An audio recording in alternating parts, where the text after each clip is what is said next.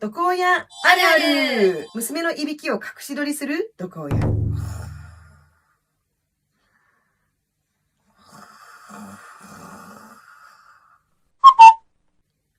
見て、デメちゃん。えこれ。あなたがね、いびきかいてたのこの間撮っちゃって、面白いでしょ。